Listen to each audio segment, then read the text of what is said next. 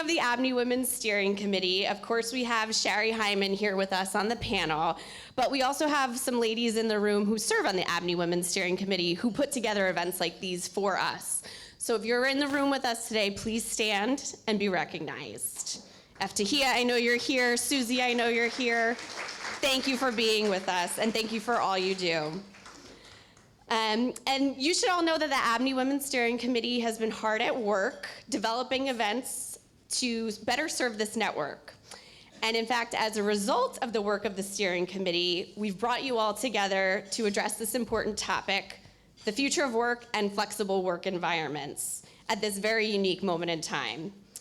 And the steering committee is also busy thinking about what's next for ABNY Women, and they are helping us to create and produce a new ABNY Women newsletter that we will launch later this fall.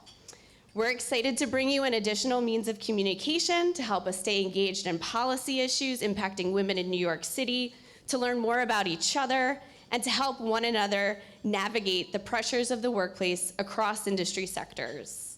When Samantha Rudin-Earls conceived of this group back in 2016, she had a very clear vision of the women in the ABNY community coming together to support each other, as we, the women of New York, keep this city moving forward.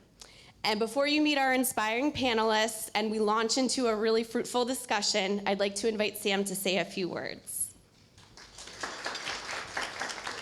Thank you. Thank you, Laura. And I second the birthday wishes for Melva. I love Libras. My birthday is in April, so stay tuned for maybe a fun spring break panel. And joking aside, I'm Samantha Rudin-Earls, Chair of ABNY Women, and I want to thank you all for coming today to hear our esteemed panelists speak on the future of work and flexible work environments. It is so great to see so many familiar and new faces. I also want to give a shout out to the women, the ladies of Rudin who came today. Thank you so much for being here. I'd also like to echo Laura's gratitude to our incredible ABNY Women Steering Committee, and thank you all for your incredible work, and thank you, Sherry, for doing the panel today. Before I turn it back to Laura to introduce the panel, I really want to thank you for coming today and gathering in person. This is our first lunch event since the pandemic, so that is really exciting to be back together in person, and thank you all for taking time out of your busy schedules to be here with us, so thank you. When ABNY Women was born, it came out of a lunch where a group of women had convened to discuss the various issues they were facing, and it became clear how much could be addressed by the simple act of coming together. And the very roots of ABNY, which stands for an Association for a Better New York, had a similar start when a group of civic-minded leaders, including my grandfather, Lou Rudin, came together to find solutions to help the city come out of when they were struggling with the fiscal crisis of the 1970s and to help forge a better future for all New Yorkers. Since the inception of ABNY Women in 2016, we've been blessed to hear a roster of inspiring women tell their stories of how they have faced challenges in the workplace and the various inequities that women have had to confront. They have shared ways to overcome the issues and even shown that it's possible to ascend to new heights. We've also heard women just give practical advice. And I will never forget in June of 2019 hearing the then Lieutenant Governor Kathy Hochul explain to a room filled of women in the workforce how to practically pack her clothes so they don't wrinkle while campaigning. And speaking of how she balanced her 2 young children, a demanding career, while her husband also worked. And look at where she is now. So. Go, Kathy. Finally, I'd like to say just how lucky I feel to be in this room with all of you today and to hear our panelists tackle this very prescient topic.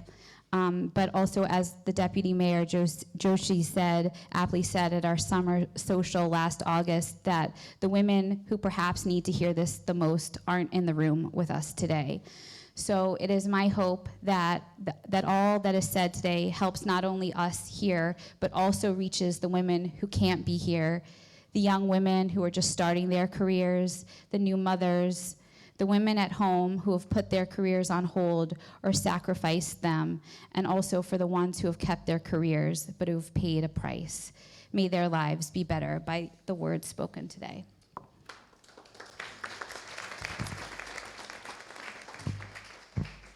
Thank you, Sam.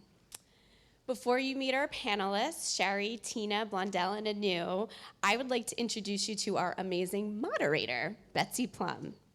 I first met Betsy when she was with the New York Immigration Coalition, working with Melva and Mita, who you guys probably know, to get out the count for the 2020 census. She is grounded and kind, smart and capable, and an absolute rock star for joining us to lead today's panel. Betsy has made her career in social justice and presently serves as executive director of the Riders Alliance, where she advocates for investing in our public systems and holding those in power accountable.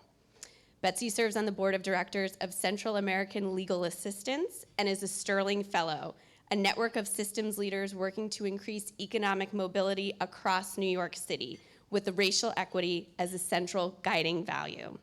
She graduated from Bard College and London School of Economics. And we are lucky to have her here today to moderate this discussion. Betsy will briefly introduce our panelists, and then we'll dive right in. So I'd like to invite the panel to take your seats, and we'll get started. Hello, everyone. So while we get seated, I'll just get right going. Thank you, Laura, for those very generous words, and Sam and Abney and Melva and Absentia. And thank you all for being here. I am really excited for today's conversation, embracing and dissecting a topic that I don't think is new to anyone here: the future of work and flexible work environments. We have an incredible panel. I'm eager to dive into each of their perspectives on this moment and our collective futures as women. We're going to talk about, the good, the bad, and perhaps even some of the ugly. Flexible work creates new opportunities and it creates new challenges. It has upsides, it has downsides, as all things in life do, especially for women. One of the ways I've come to tackle this concept is acknowledging that there are competing dualities. And to frame the conversation, I'll just start with three that I have been heading off each day as I relate to the topic. And then I'm going to introduce our panel and we'll get right in. First, as Laura mentioned, I'm a nonprofit executive director.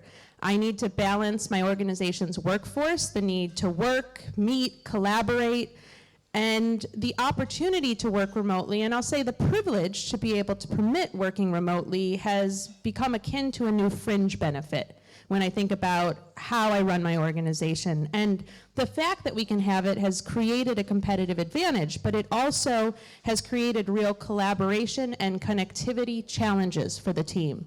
Second, as Laura mentioned, I'm also leading an organization that focuses on public transit. Here's my little soapbox for 1 second. No single impact has contributed to the fall of ridership that we read about all the time more than the shift in how we work. That isn't a problem in and of itself, but it is a problem for how the transit system is financed. It's financed in its great majority by rider fares. So the more we work differently, the more the transit system is facing an existential fiscal crisis. Unless we subsidize and finance it differently, right? Unless we say subways and buses are public goods that should work fast, frequent, reliably, no matter how we're working and no matter what happens to the 9 to 5. And third, I'm a newer mother, juggling an 11-month-old at home, and the ability to work remotely certainly made my pregnancy very different. I didn't have to tell people I was pregnant until much later because they couldn't see below, my neck. And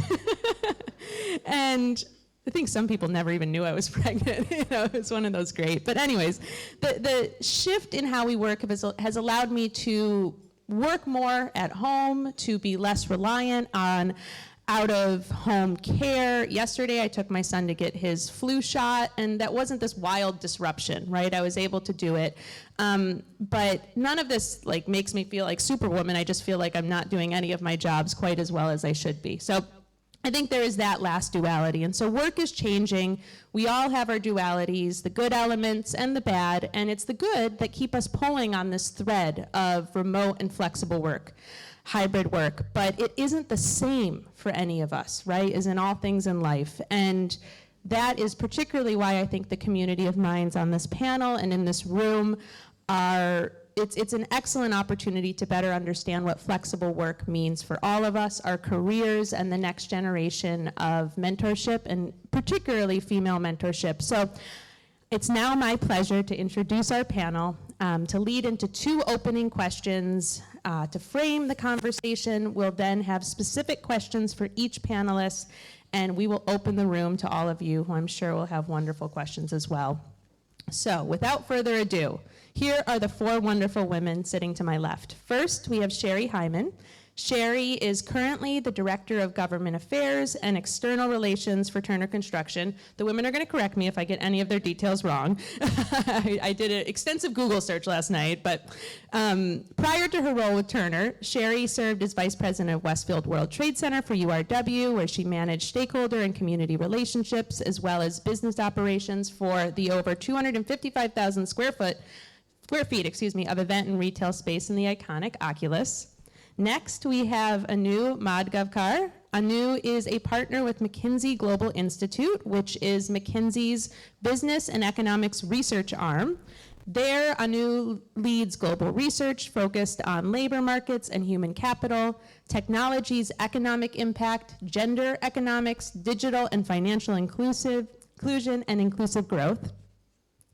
Next to Anu, we have Christina Pecorelli, who is a principal with HRNA Advisors. She supports their public and private clients through the creation of innovative citywide economic development strategies and plans to finance large-scale development.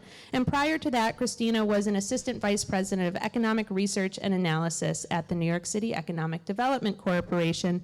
And rounding our panel out is Blondell Pinnock. Blondell joined Bed-Stuy Restoration Corporation as their new president and CEO in July. She comes to restoration with more than 25 years serving communities of color and through many roles, most recently at the Greater Jamaica Development Corporation, and prior to that at Carver Federal Savings Bank, where she was chief lending officer. So, as I said, an incredible panel. It is really wonderful to have you all here. Our first question, we'll go right down the line, is to each of you. Can you tell us about the return to office or hybrid work trends that you're seeing in your industry, in your organization, or amongst your peers? We'll start with Sherry.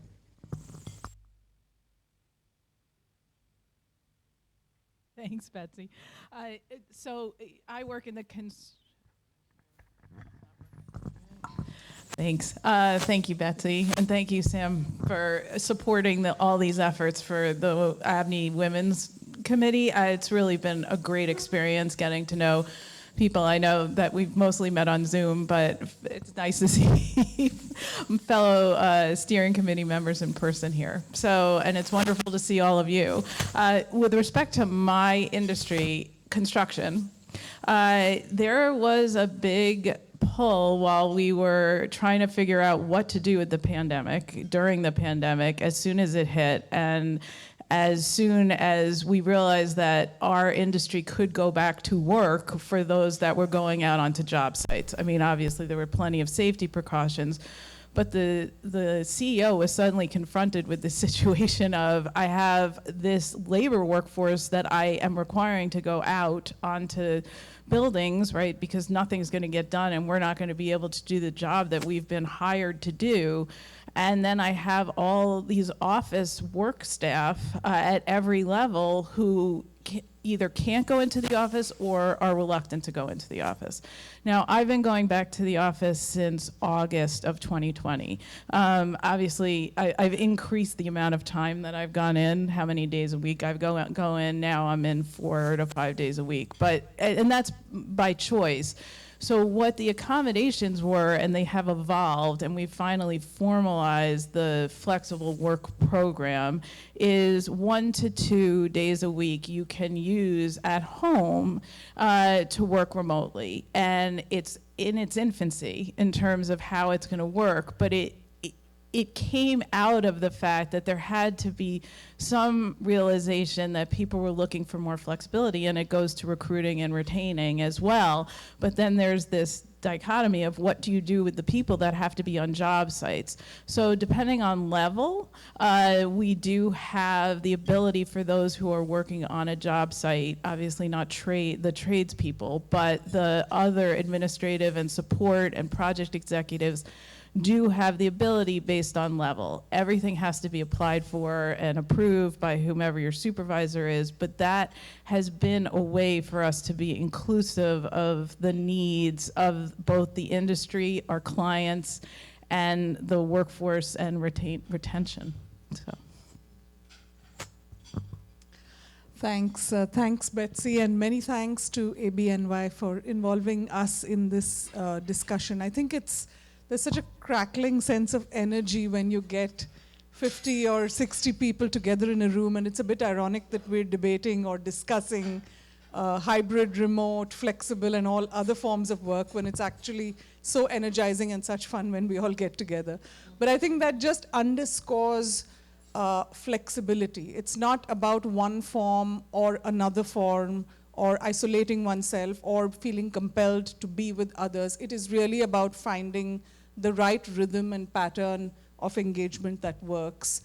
And as a researcher that's looking at it a bit from a bird's eye perspective, I think we've had the opportunity through COVID and now in the post-COVID return to work phase of really looking at the data, right? And we looked at the data in terms of a few things.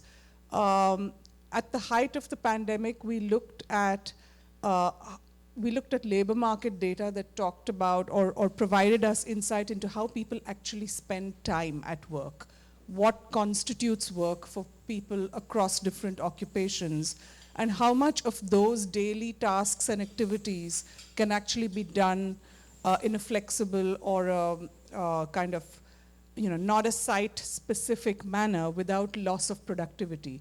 The first big insight was that was actually a very large number, and it varied across countries, but it was rarely less than 30 to 40% of the total hours that the whole economy put into work could actually easily be done wherever you wanted without any significant loss of productivity. It wasn't 100%, but it was a very sizable share, and that was one big insight. And then as we started coming out, when we looked at surveys that we run, we found that people actually wanted that. And if you looked at, through the period of the great attrition and the great attraction, when people were either quitting or looking to, reinvent themselves as they went back to work, invariably flexible work was one of the top 3 criteria that they thought about, either when they were looking to quit or when they were considering, a new job opportunity. The other 2 criteria, of course, were better compensation, and we all know where wage rates have been going, but better compensation, career advancement, but then flexibility. And it isn't just sort of remote work, it's really flexibility in all its dimensions, a flexibility and choice, more autonomy and more choice about where you work, when you work, and in what sort of shape or form you work with other people. So clearly, workers and employees really want that. And the data that we're seeing now, we run, one of the surveys we run periodically, it's called the American Opportunities Survey. We survey about 25,000 people across the country. And what is, I think, stunning, because in the context of return to work, we heard all sorts of things across industries and sectors, and some businesses were very tentative about this whole idea of not having control over their workforce. But we are finding now, through surveys of this kind, that 50 to 60% of workers in the United States say that they are being offered some form of flexible work. It may not be full-time, some of it is part-time, but it's a very, very sizable share. It's so mainstream now across industries and across many, many types of occupations that it's really going to define many workforce trends and many trends in how we think about recruiting, how we think about making people successful over the long term. So looking forward to digging into some of those issues here with you. Great, thank you so much, and thank you so much for having me. I think working for a consulting firm gives me an interesting sort of vantage point. I mean, we work with transit systems and nonprofits, we work with developers and construction. We mostly compete with McKinsey, but maybe we collaborate sometimes. We work with community development organizations, and none of which have kind of consistency in work from home or ability to work remotely. The city of New York is our biggest client, and they have a mandate to all be in the office. That hasn't really impacted us necessarily directly, and I think over the last 2 years we have offices across the country, LA, DC, Dallas, et cetera, and we really began to work more inter-office than we ever had before. And that has sort of stuck around, so now it's like, even if we're in the office, we're still sort of virtual. So right now, we have a minimum of 2 days per week we're supposed to go in. It's pretty flexibly enforced. Our building happened to just start facade work that makes it very, very noisy, so they've been pretty flexible, but I think, we're based on kind of what I've seen in the data, it seems that a lot of the private sector is converging around these 2 to 3 days per week, and it's hard to imagine that some form of hybrid isn't here to stay. So just by way of background, for those of you who don't know, Bed-Stuy Restoration Corporation, it is the oldest community development corporation in the country. And we are a economic development nonprofit, but we provide direct social services to the community in central Brooklyn, Bed-Stuy, Crown Heights. But also, we are landlords. We own and manage approximately 300,000 square feet of office and retail space. So I think we have a unique role when it comes to the pandemic and the way in which we needed to show up. So we're a nonprofit that provides direct services to the community by the way of financial support and improving economic mobility within the community. So we had counselors that helped people from our Center for Personal Financial Health. We are workforce development. We have a Jobs Plus program. So we're doing in-person client-facing services. So when the pandemic happened, it really took a toll on the organization and many nonprofits. Because in addition to thinking about how we had to fulfill our mission, we also had to take care of our staff and the people that were doing the work, because they also lived in the community.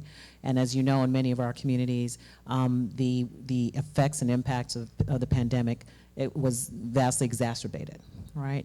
So we had to think about the financial pressures that were coming down on most nonprofits, so they were not able to deliver or fulfill the programs that they had.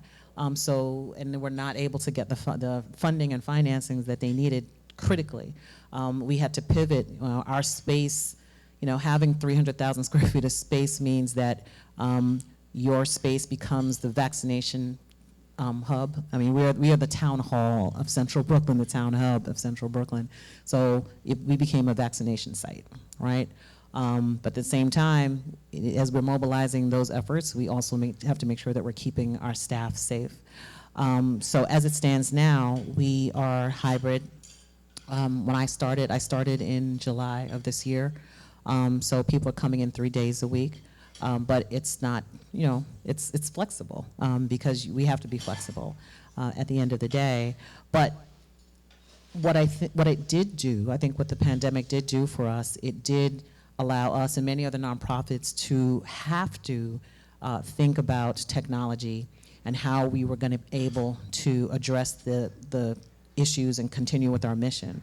So those face-to-face meetings and in-person meetings that we had to have, we had to start to incorporate technology in a very intentional way in order to still deliver counseling. And we're providing not only financial counseling, but social and mental health counseling as well in some cases. So we had to figure out how we're able to do that. And I think the organization successfully we were able to pivot and provide that information. But what it also undermines is the fact that the people that we're serving, not everybody has access to broadband. Not everybody has access to a computer. So, you have to think about the fact that people were coming to us for a reason. And I think we can't underestimate the fact that it's not that easy to pivot. We found that with a lot of our businesses, because we also run a small business center for minority businesses. We found that with a lot of our businesses. We found that with a lot of our residents that we help.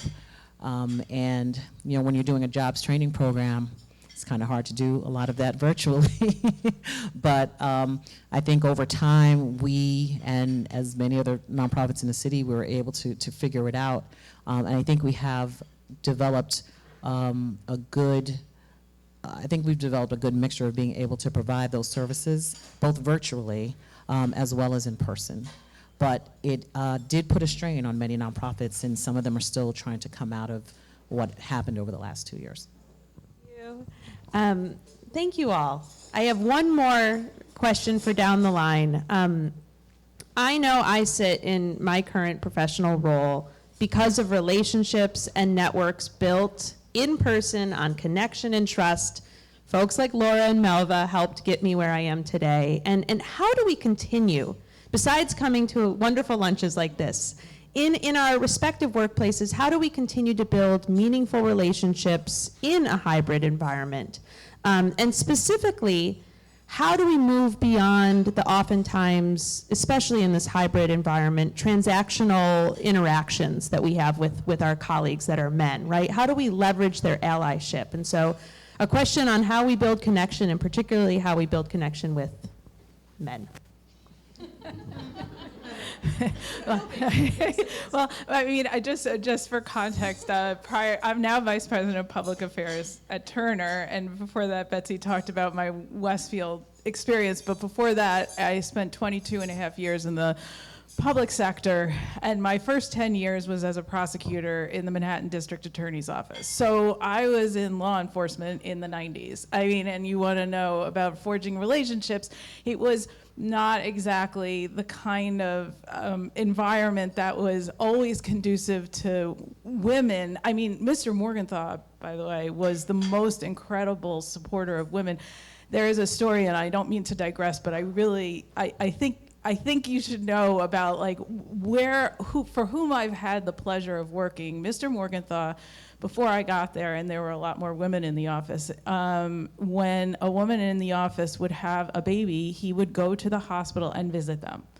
I mean, and so when you talk about somebody who looked foremost, I mean, and then of course he founded the sex crimes unit. He was the first prosecutor in the country. So when you look about ways that, I've experienced sort of from my very first career, now into my, third, we'll call it, it's a dynamic of trying to understand both sides, right? When I say both sides, I mean understanding where other people are coming from and not being doctrinal in your agenda. I mean, look, I've had to navigate things coming up in the 90s and the 2000s that people today don't expect to have and can react in a very forceful way. I did not have that experience all the time, right? It was very much, how do I navigate something I know is wrong, but I need to deal with it and maintain my career.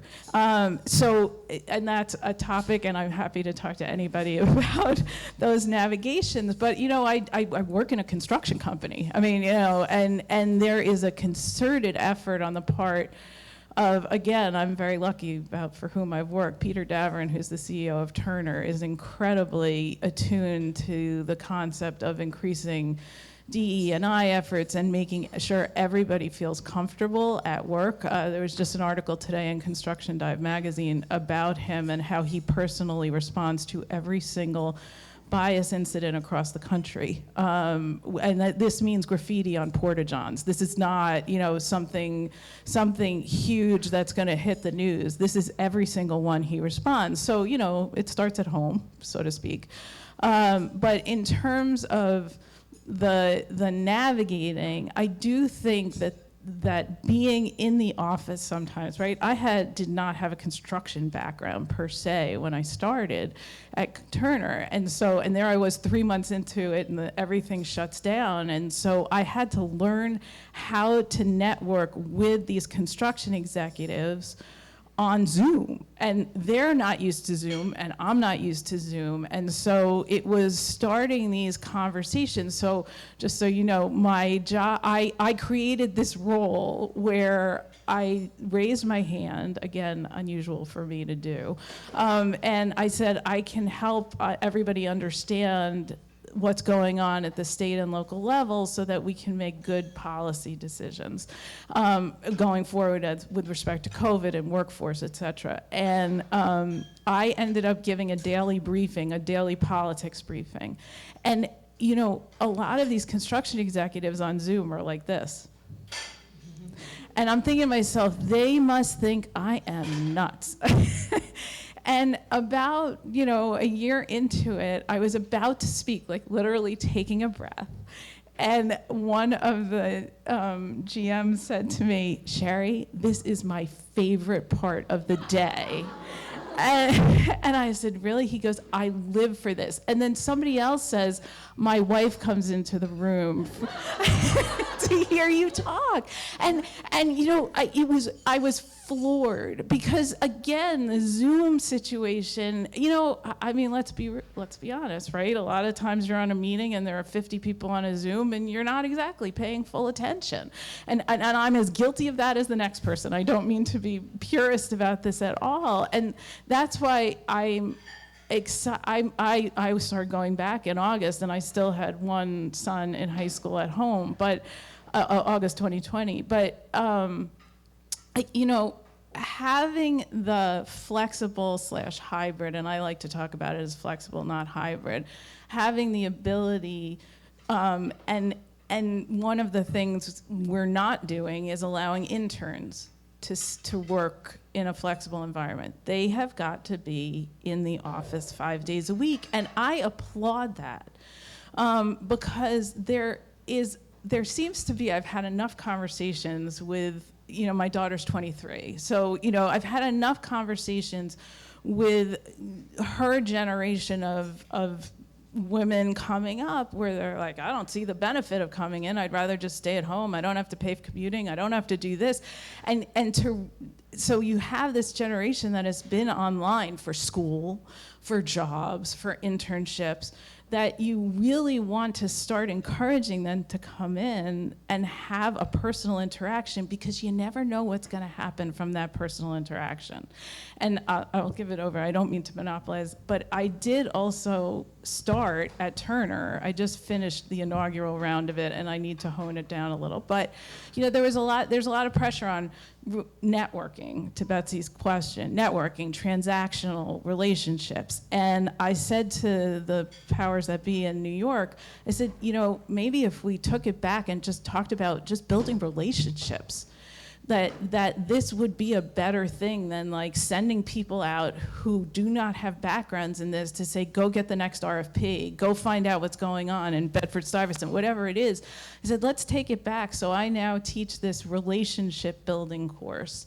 And again, I am flexible in that I say, I gave homework the first session of it, and I said, I want you to identify 5 people. I don't care where they're from. If you have kids and they're on the sports team, or, you know, if you go to a religious organization, it doesn't matter. It could be your local barista. It does not matter. Identify 5 people and take 2 and try to set up some sort of connection with them separate from just saying hello, either, you know, on Zoom or meet up wherever you're comfortable, and see where that takes you, because you never know. So that's how we're trying to, and it was a popular course, and that's how we're trying to sort of get people to come back and understand in person is a good thing. Understand you need the flexibility, understand we want to be accommodating, but there are benefits to an in-person relationship that you don't necessarily get any other way. Well said, Sherry. And particularly, Betsy, the way you started, you talked about this duality or tension between sort of two things. And I think for me, this is so real because just being at McKinsey for now 25 odd years, and then having raised 2 kids, my older one is now 20, and having lived for a lot of time in Asia where, you know, the whole expectation around what motherhood means, etc., it's a lot to deal with. And for me, it's always been that flexibility has been the holy grail. Flexibility has been the reason why I feel I could have it all and do it all. And I think a lot of women feel that way, and I'm still convinced that's true.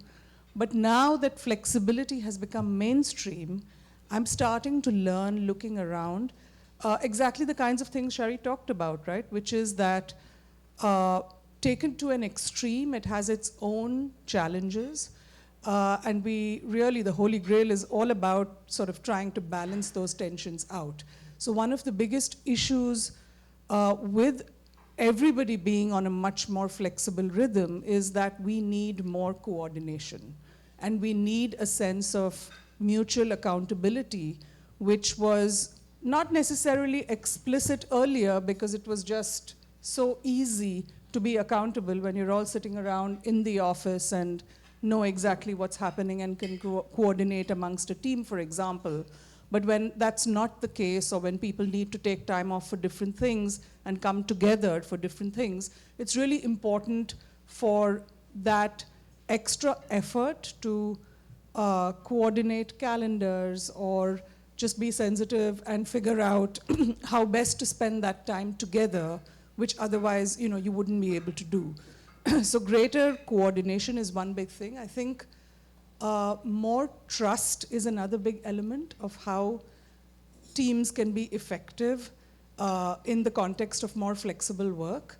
And I think this sort of permeates through a lot of HR practices that one's organization would have. So this notion of how do I evaluate someone? How much weight am I giving to the fact that this is the person who actually shows up and is in person and has that face time with me in person versus someone who doesn't? It's easy for biases and all sorts of new biases to creep in, even as we think about flexibility as, you know, the holy grail that will actually help us cut through biases and de-bias the workplace. But new forms of biases do creep in. And then finally, I would thoroughly endorse this concern almost about a generation of young people who are growing up in this more hybrid world and who I feel concerned that the muscle of how to really interact and build relationships is not getting built.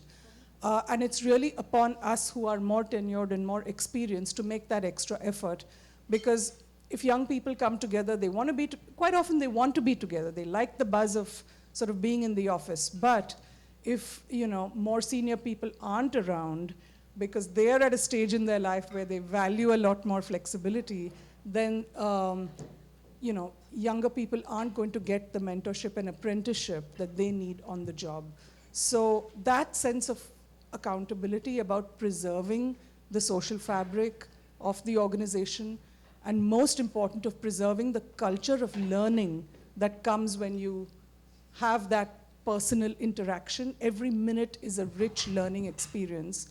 How do you really preserve that is something which I think everybody needs to feel, and most important, team leaders. It's that level that needs the muscle building to make them effective in the context of the new flexible workplace. In terms of building relationships with men, that's more the focus outside of work for me, and I'm not very good at it. So within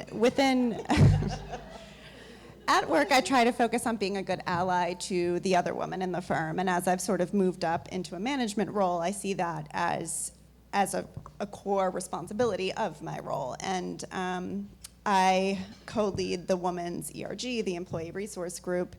And I think in spring 2021, when it was like, seemed more imminent that we were going to be back in the office in the near term, you know, we did a survey of the woman of the firm to understand, what was working remotely, what did we want to try to retain or emulate when we went back to the office. And there were a lot of good points that mostly junior staff brought up about how working remotely was beneficial to them in terms of like physically everybody is the same size in a Zoom square. There isn't like a physical stature bias. Everyone speaks at the same volume because you're like next to your computer, so women aren't told to speak up in meetings, like in terms of raising their voice. You don't have that awkward like dance around the client table to figure out like, is there enough chairs for me or do I have to sit in the back? And like, so going back to the office, I try to keep all of those things in mind in terms of how do we, elevate junior staff in meetings in the same way, give them face time with the client, make sure that they're still able to grow in those ways as we transition back into person. So for me, so I'm a new leader in a new role, and it is hard to build culture remotely. So for me, I had to really come into this role thinking intentionally, like, how do I want to show up as a leader and what do I need to do? And I came into a situation where people were still working mostly remote, in mostly 2 days a week. So that meant that I had to think about the clarity of my messaging. I had to be consistent with goals. I also had to think about boundaries for employees, because as we all know, during COVID, I think the biggest thing that people faced was burnout, because there was no off. Because I could reach you, because people were Zooming, we were Zooming all day.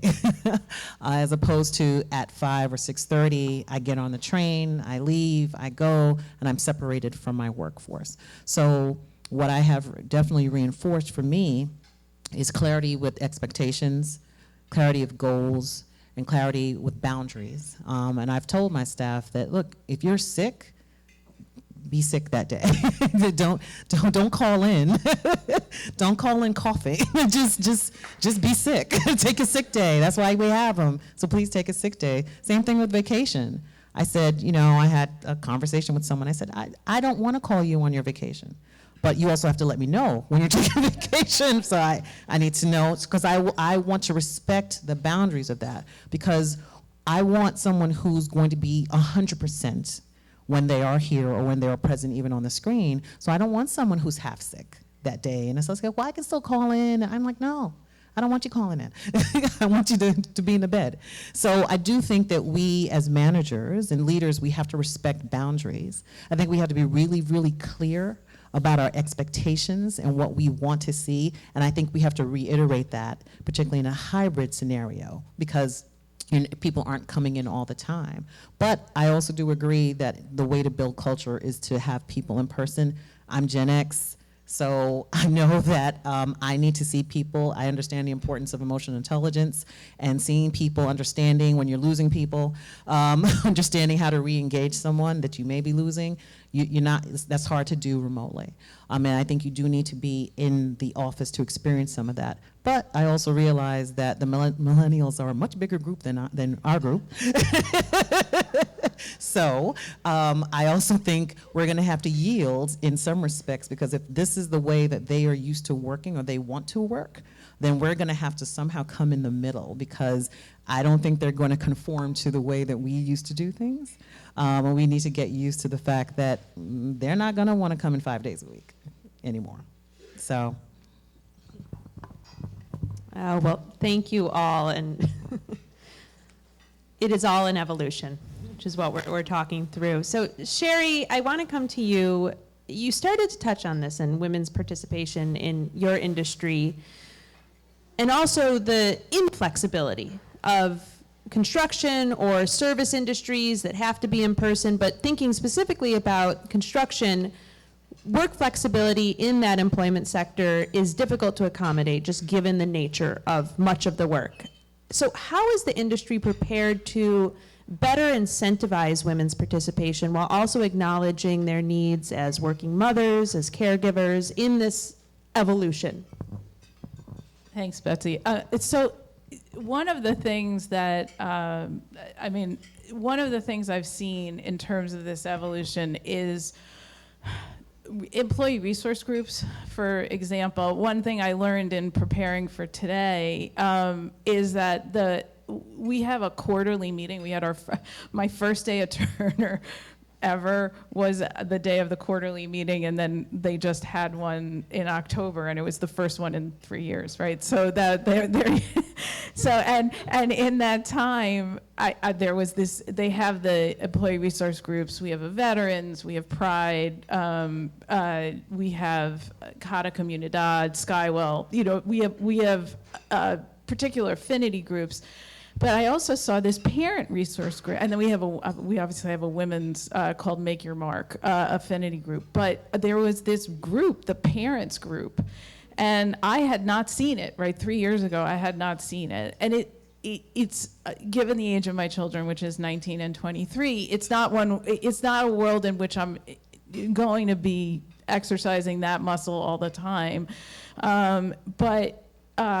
Although it takes up a lot of headspace, just not childcare space. But what happened was during the pandemic, and it's very specific parents, not moms, because during the pandemic, people were going crazy trying to work remotely and handle childcare responsibilities. And I'm sure many of you there out in this audience know that feeling.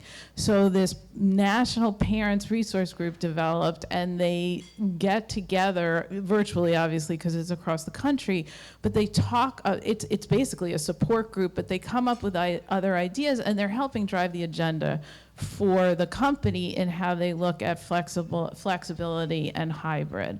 So that would be the first thing. The second thing is, benefits do matter and what a company offers. And Turner offers, I noticed this coming into it, and when you look at sort of this discussion point, we get, in addition to generous vacation, you can take sick leave for anybody in your family, right? It doesn't have to be you.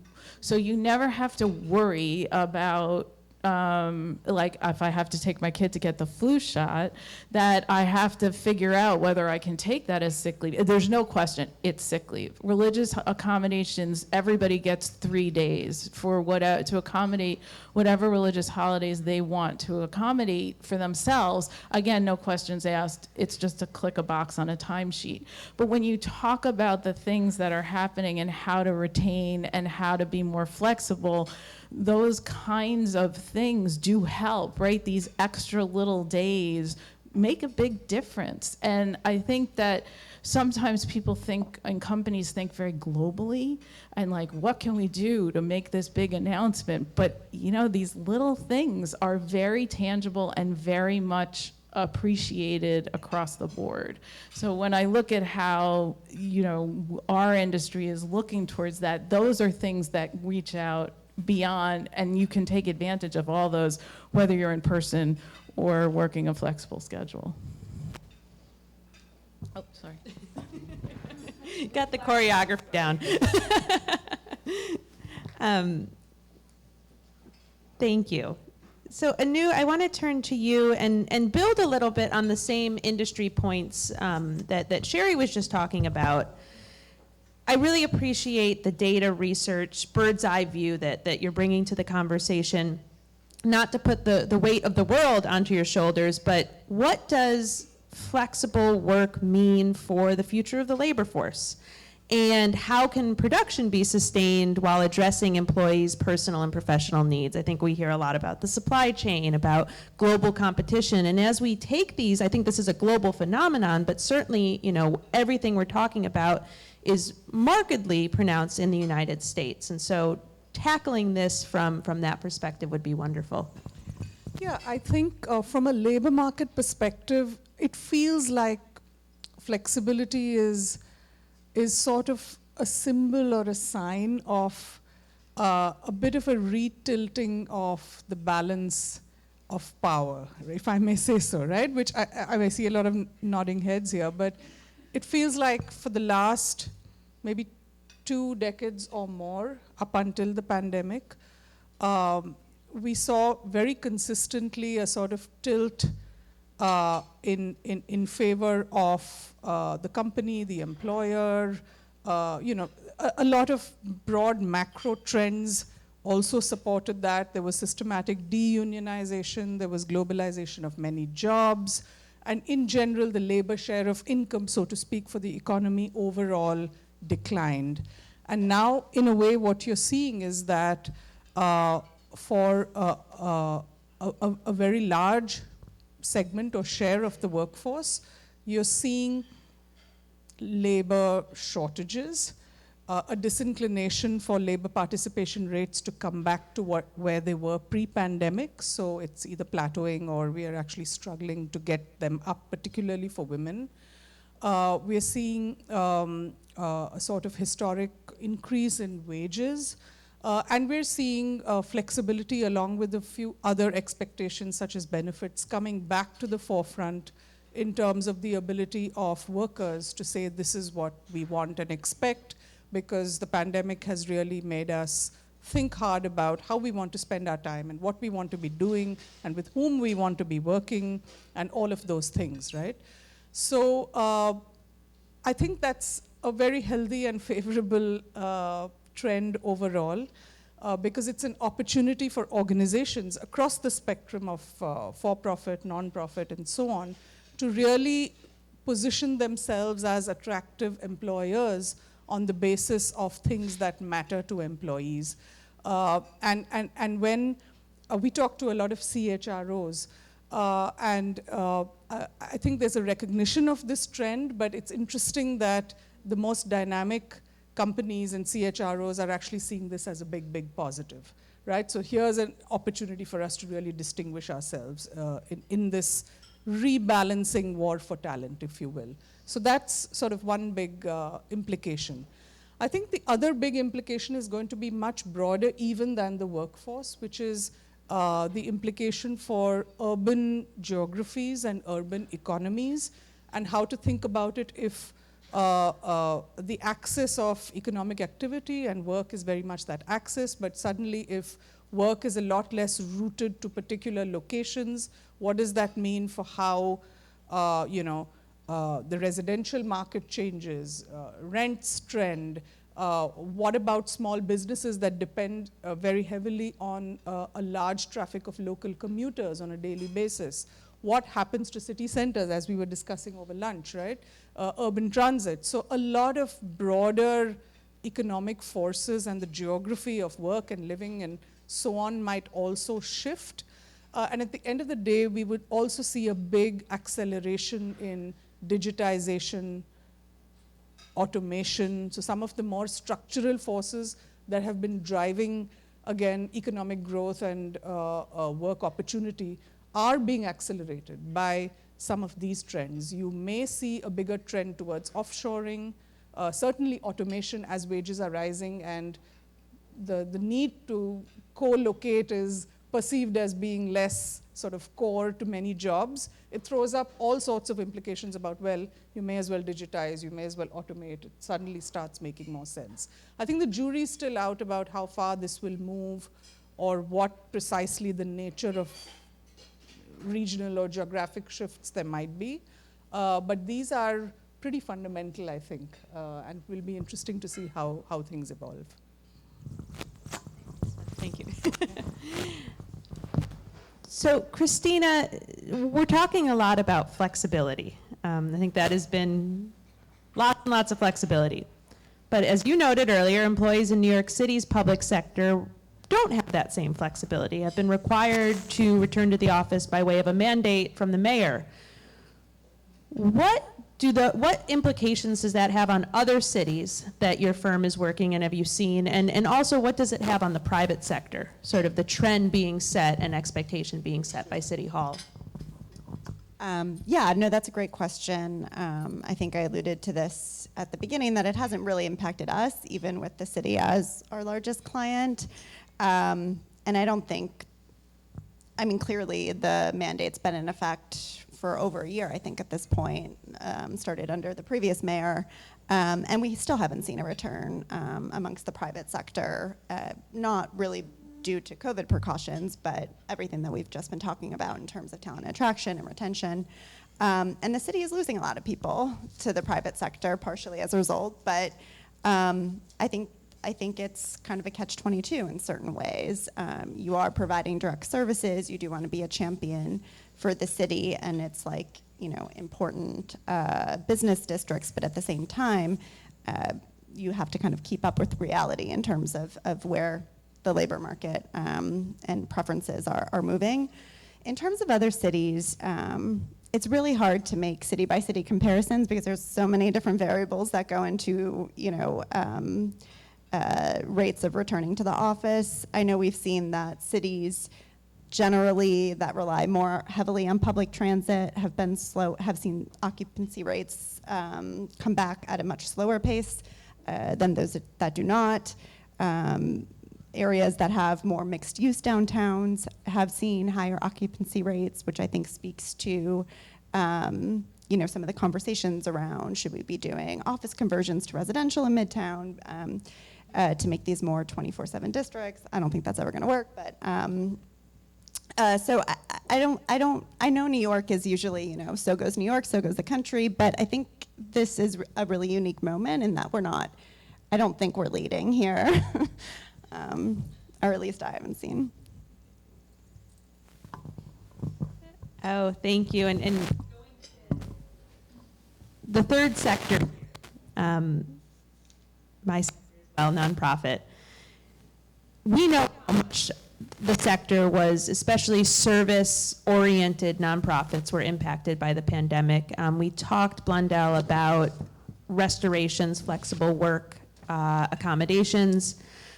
A two-part question. What impact has that had on the productivity of your organization? And, you know, I think using your organization as a look into the broader sector. And I know no one has a crystal ball, but what do you think the future of nonprofit work will be, given this moment? Well, I think that, I mean, again, and I sort of came in, I came into the organization sort of at the, you know, I won't say the tail end, but most of the pandemic had had experienced it at a much acute level by the time I got there a few months ago. But I think that, I think one of the things that social service nonprofits have been able to do is we've been able to use technology, and we've been able to use virtual meetings to reach a much larger group than we've been able to reach in the past. Normally our things, our whatever we did offer would be so localized. And it would be Bed-Stuy, you'd be meeting in our multi-purpose room, but now we're able to offer the same type of counseling, the same type of meetings, either through Zoom or through a live feed, and you're reaching people in the Bronx, and you're reaching people in other areas that would had never been able to make it to Bed-Stuy. And I do think that that's one positive advantage that has come from the pandemic for many of our organizations, because we're reaching a much wider swath and greater impact for people who are able to take advantage of our services. If we're doing counseling on small businesses, if we're providing workshops or providing our curriculum when it comes to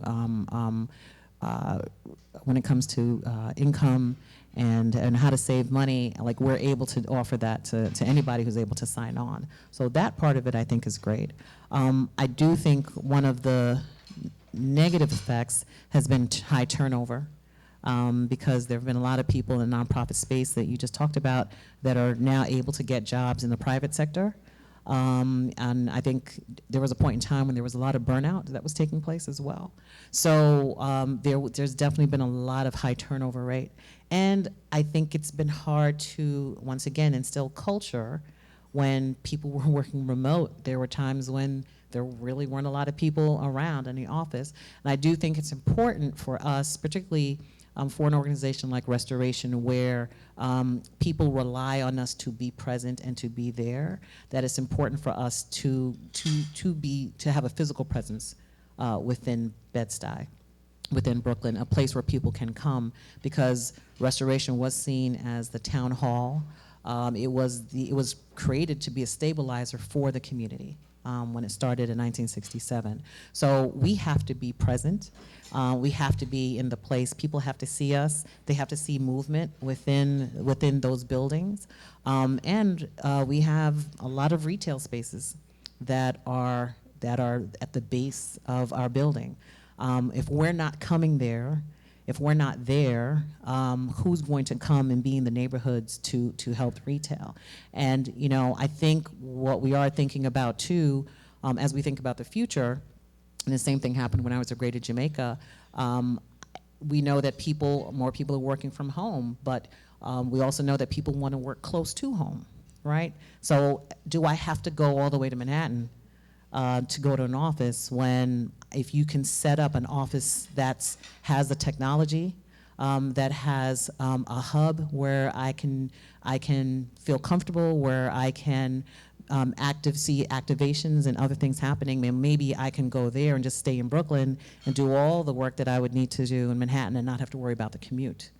Or if I'm close to a transit-oriented neighborhood, such as Jamaica and such as Bed-Stuy, then why not think about creating the type of office space or flexible office space that could be located there that doesn't require people necessarily to have to travel to Manhattan if they choose not to. Thank you for that. So I know we want to, can we do our, okay, last question. We're going to do it, we're going to go down the line again. We all know our parts. Quickly on, not a heavy question at all before we go to Q&A from the audience, but what do you see as the path forward? And particularly on that, how do we reframe this moment more as choices and not just as sacrifices? Right. So I think the path forward is flexibility, and I think and I don't mean flexibility like you have to accommodate a certain amount of days in the office. I mean, I do want to say that something Blondell brought up, which is critical, is if you're not leaving your home to go someplace and congregate as a group, you are not helping the city get back on track, right? And I think that I mean, as ABNY does a wonderful job in convening not the women's group, but also the organization as a whole, and its history of why it was created is something to remember as we sit here, because you do need to be present outside your home in order for the city, which you want to take advantage of, to offer you the things that it has to offer.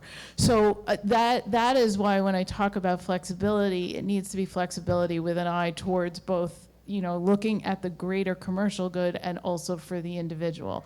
What I have learned personally is, you don't know what people are going through, right? You never want to have that knee-jerk reaction as a manager, as a leader, towards somebody who may be experiencing something that you don't know. I think that's what I've learned most coming onto the other side of this pandemic, is that everybody has their things going on. I mean, the whole discussion about mental health and that coming to the forefront, there are things going on. So don't have that knee-jerk reaction like, I need you here. But then again, the employee needs to understand that there are going to be times where you need to be here. So. I do agree. I think that what we're going through now feels bewildering for a lot of people. The rules of the game aren't established.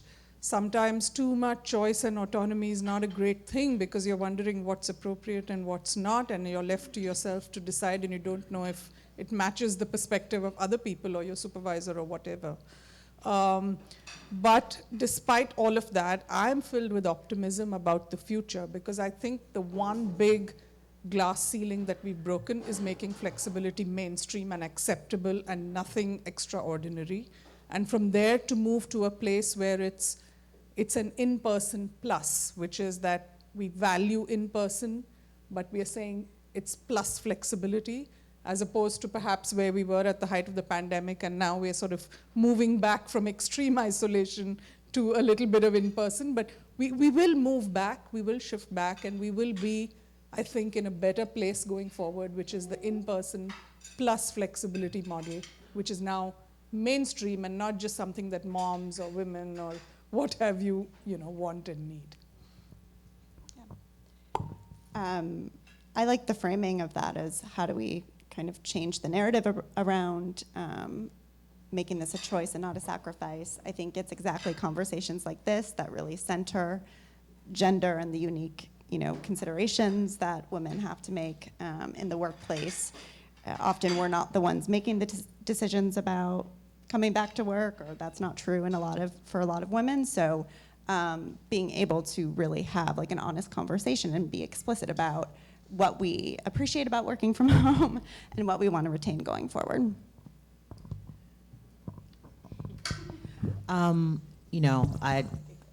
I would have to repeat everything that everyone said, and I don't need to do that, but I do agree with Anu. I like the flexibility plus, because we're not going to go back to our pre-pandemic levels as far as workforce. We're just not. We're never going to see that again.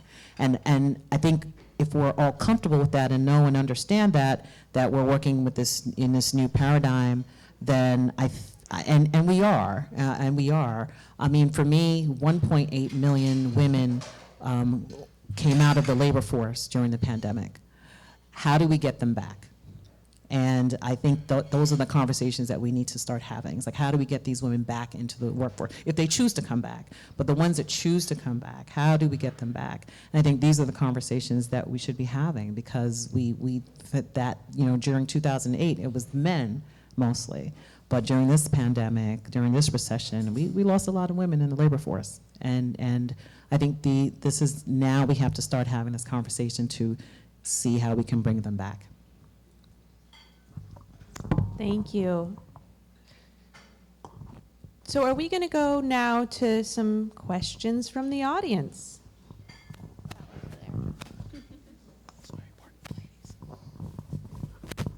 Hi, I'm Jen Falk with the Union Square Partnership. Thank you so much. This has been really great. Sherry and Blondell, either for your own organizations or Anu and Christina, with your conversations with your client, one of the things that we're struggling with the future of work is the fact that now that we have field staff, much like the construction industry, we run sanitation programs, landscaping, public safety programs. In the business improvement district world, it's created a two-class system within our own organization, and it's created a tension. And I'm wondering, either through messaging, incentives, added benefits, or resources that you've read about, like, where have you heard people doing cutting-edge things, or what are you doing to address this inequity where the field staff have to physically be there, but me as the executive director who's got 2 kids and can make that last-minute decision to do school pickup because there's no one, it's that whole dynamic. So I'm just wondering, how you are addressing it either within your organization or how your clients are addressing it.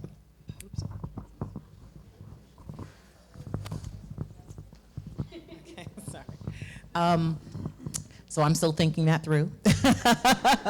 Because, I came into the organization, I said, oh, everyone can come in 3 days a week and you can take your 2 days off. And then they're like, no, there's a group of people that have to be here every single day, and they've been here. And I was like, oh, well, then what do they do?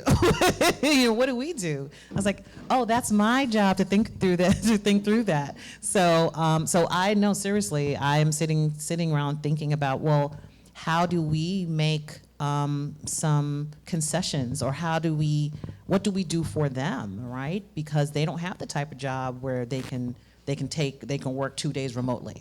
And I'm seeing that in certain areas within our business. And so I have to really kind of be very thoughtful working with our managers to say, I want some parity. It's not fair. And how do I fix that? So I am actually still thinking through that, to be quite honest with you.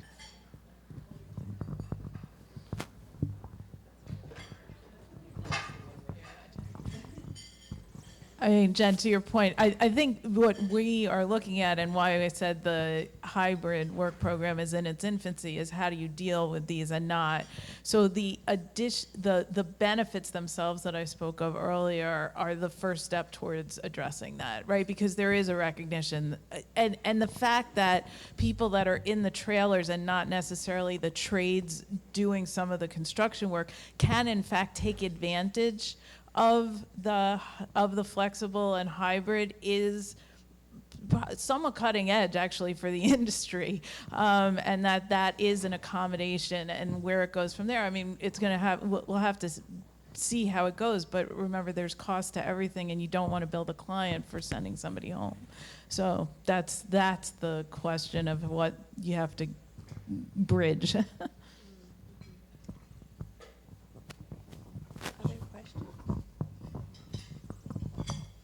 Hi, I'm Whitney. I'm the Director of Equity at iMentor.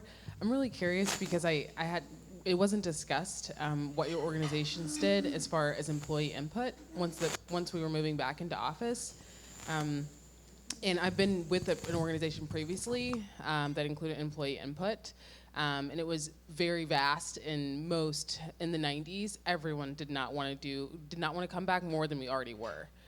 And leadership, myself included, because I was the executive director and the founder, was very like, even before we sent out that ask, was very much like, we're gonna come back 3 days a week, or we're gonna come back 2 days a week. And what do you do? Or do your organizations have employee input? Like, what do you think that's valuable? And what do you do? What do you do in a situation where you really believe that you need to come back and you need to have that community, and 96% of your folks say, I don't want it? I'll chime in here as well that we did, and I mean I run a grassroots organizing group, so if I didn't do that, I'd be organized. But we did surveys, which I'd be curious what Anu says about the integrity of that, but asking the questions and really saying, if you were to come back, how many days? And luckily, where we decided to set our policy matched well enough to what the team, but there's always going to be the one person who wants to come back 5 days a week and the one person who doesn't want to come back any days a week. So it's all a compromise from my perspective. It's a shared struggle. So I think this was the biggest question or issue or concern that we heard across organizations through the last 12 months, right? How do you decide and how do you stage the return to work? Fully acknowledging that the term return to work's a bit ironic because nobody actually stopped working through the pandemic, and a lot of people worked in person. But that said, so I think at the end of the day, we saw companies doing many different things. There were some that were more top-down. There were some that thought about being very laissez-faire about it. But at the end of the day, what worked was some common guiding principles, at least, to come top-down, and then some autonomy for teams or divisions to figure out what worked for them. It was very hard to not have some sort of top-down, fairly consistent and coherent policies organization-wide, but then to allow no flexibility to individual teams or departments to figure out what worked for them also didn't feel like you were hearing people's voices. But definitely a shared struggle. Yeah, I think the tricky thing with employee input is you're then accountable to what they share. I think we were asked for input about just like sentiments, how we were feeling about going back to the office, but also, where do you live? Do you rely on the train?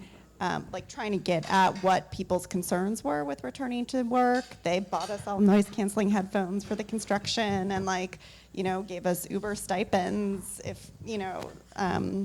but I think you can kind of get around, if not asking people explicitly, like yes in person or yes hybrid, you can ask them kind of what their concerns are and shape the policy around kind of those specific things.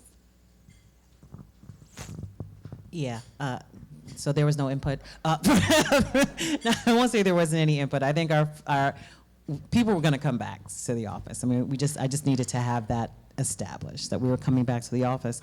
Where we did have socialization, it was on safety, right? Because if your issue in coming back is how safe did you feel coming back? Should everybody be wearing a mask?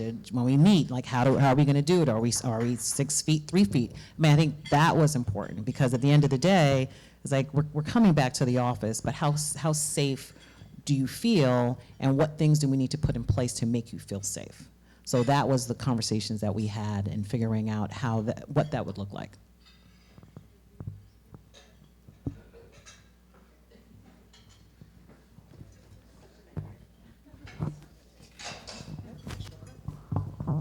Good afternoon, ladies. You speak about bringing women back to the workplace. Once you get them back, how do you keep them? Whether they be the new mom that's leaving their children in childcare or the ones who have raised their kids and now they're entering the workforce after 10 years, what are the incentives for them to want to stay once they're there?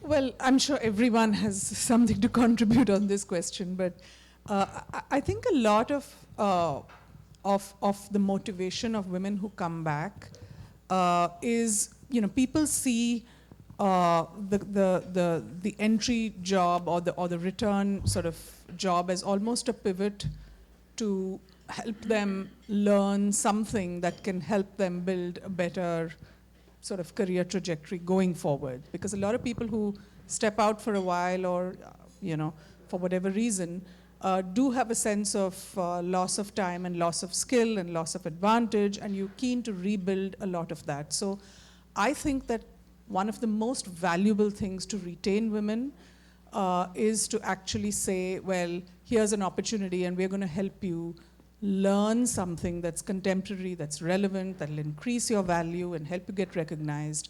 And if we can provide that sense of opportunity creation to women, that's a very, very powerful tool to motivate retention. So I just have to, it's interesting to me to hear that question, right? Coming from my history, and my mom worked the whole time that I was growing up. So that, and not because she had to, because she wanted to. So I made a very conscious choice when I had kids that I wanted to keep working.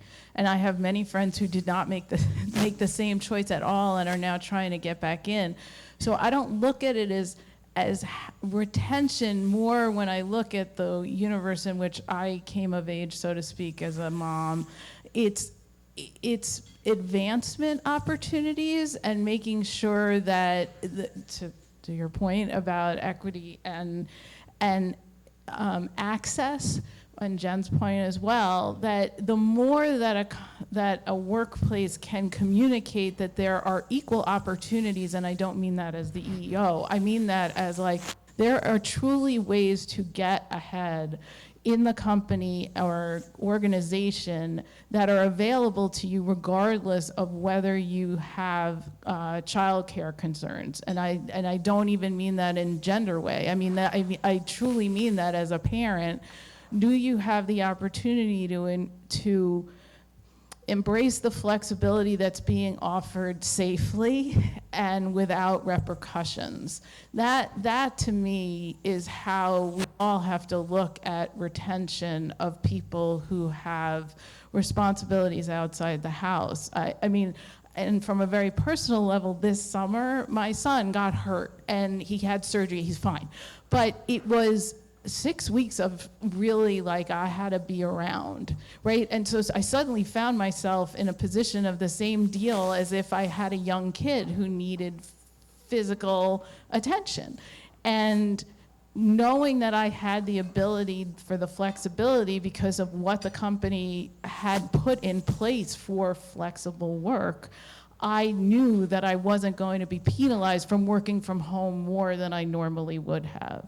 So I just think that sometimes we need to think about the people, when the question as posed, when you look at it from somebody, from my perspective, who's had to go 5 days a week, and I had to figure it all out on the back end, and I was afraid in certain instances to say anything.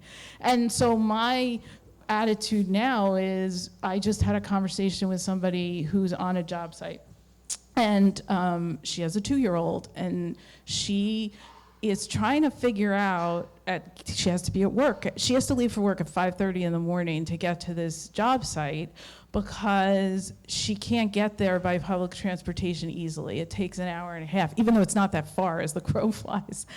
But, and we can talk about that, Betsy, too.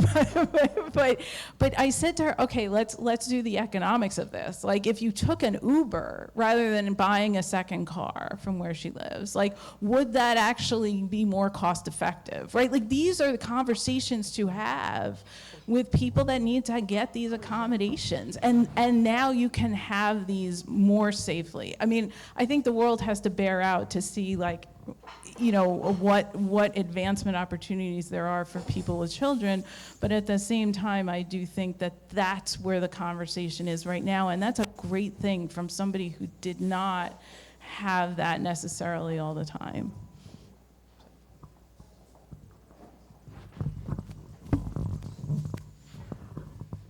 Hi, that was actually my question, what you were just referring to, Sherry, was if there's any data or anything, how, say, women or single parents would still feel, even though with the flexible work schedule, compelled to go to the office because you don't want the stigma of that person who always is using that flexible time, like, oh, my child has a fever today, I can't send them in until I get a doctor's note 2 days or something, and how that, having that fear that it might be used against you.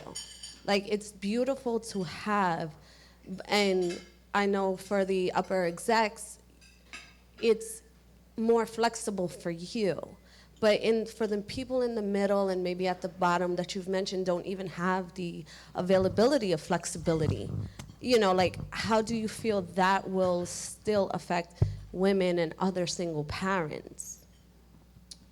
So I was a single mother, and so I definitely understood the pressure of what that meant. Getting my son where he needed to be for school, picking him up, getting him to activities, all of that.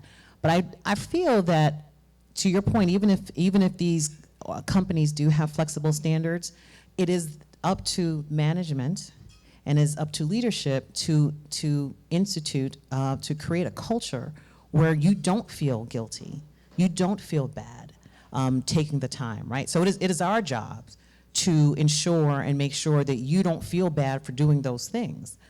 So it is not the job of the employee to do that. It is the responsibility is ours to make sure that we create a situation, we create a culture where you are free to make those decisions. If it's going to be flexible, it can't be flexible with an eye roll, right? It has to be, truly has to be flexible. So it is our responsibility to ensure that it is okay for you to take that time that you need to do all those things.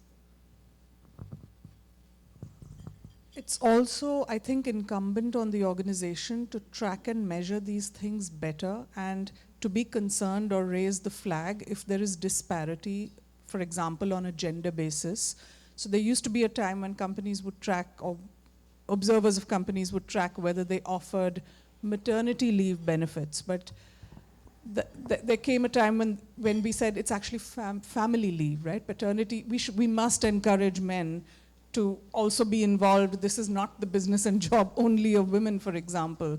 So we've got to de-gender this whole issue of childcare in a way, right? And companies who are more progressive in that, on that basis, actually track and measure this. I would say the same for flexibility. Why should it be only something that you expect or have an eye roll when a woman in the team needs that flexible time? It should be just as acceptable and in fact used and as prevalent for men as well in the team to do that.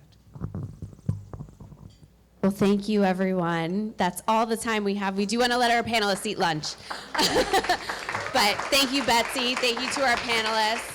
This was a really rich discussion, and thank you for spending a large chunk of your day with us to kind of unpack all of these things that we've been seeing and feeling and kind of just, experiencing together. We've not all been through this, but I think when we come together like this and we discuss these issues, we come out better on the other side.